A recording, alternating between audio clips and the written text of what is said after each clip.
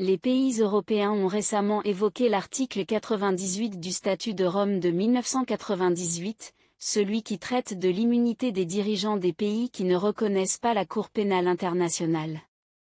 Cette invocation semble avoir pour but de protéger les dirigeants israéliens, notamment le Premier ministre Netanyahou et certains ministres qui font face à un mandat d'arrêt de la Cour.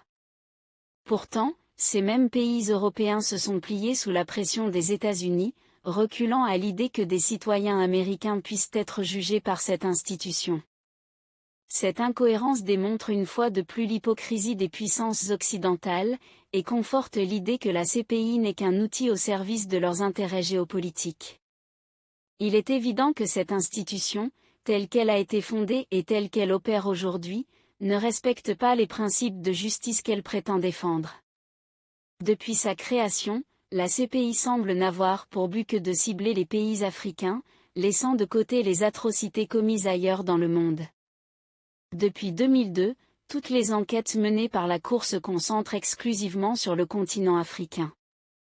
Or, il est bien connu que la majorité des violations des droits humains, des actes de barbarie et des crimes de guerre se déroulent sur d'autres continents. L'Afrique, cependant, reste le terrain de prédilection de cette institution, qui semble vouloir faire croire que les Africains sont incapables de rendre justice ou de gouverner correctement. Cette vision paternaliste de la Cour contribue à dévaloriser les capacités des nations africaines à gérer leurs propres affaires. En ce moment, la CPI tente de regagner un peu de crédibilité en lançant des mandats d'arrêt contre des dirigeants africains, en espérant faire croire à l'équité de son action. Cependant, cette posture de deux poids, deux mesures ne fait que souligner son manque d'objectivité et d'intégrité. Il est plus que jamais nécessaire que les pays africains prennent conscience de l'importance de défendre leur souveraineté et de protéger leurs valeurs. Il est temps de dire non à cette institution, qui ne fait que miner l'indépendance des États africains.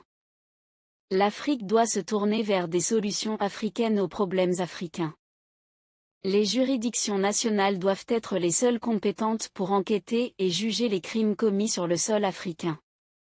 L'heure est venue pour nos dirigeants de prendre la décision courageuse de retirer leur pays de la CPI, une institution qui, loin de promouvoir la justice, sert d'instrument néocolonial pour contrôler et humilier les pays émergents. N'hésitez surtout pas à liker si vous avez trouvé ces informations utiles. Partagez votre avis avec nous dans l'espace des commentaires, et abonnez-vous à la chaîne pour ne rien rater de nos prochaines vidéos. Merci.